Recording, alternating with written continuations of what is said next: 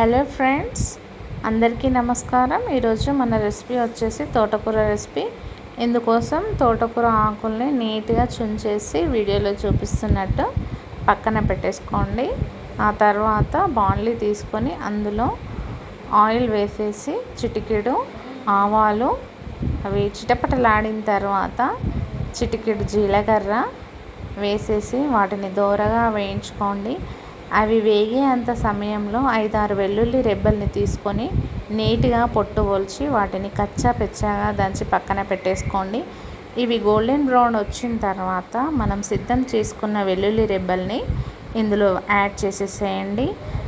ఇవి ఎర్రగా వేగేంత లోపు తోటకూరని శుభ్రంగా వీడియోలో చూపిస్తున్నట్టు కడిగేసి పక్కన పెట్టేసుకోండి. ఇప్పుడు ఇందులో అల్లం వెల్లుల్లి పేస్ట్ యాడ్ చేసేసేయండి. ఆ తర్వాత చాట్ మసాలా అండ్ ధనియాల పౌడర్ కూడా యాడ్ చేసి ఇంతకుముందు శుభ్రంగా కడిగి పెట్టుకున్న తోటకూరని కూడా ఈ ఆయిల్లో వేసేసేయండి.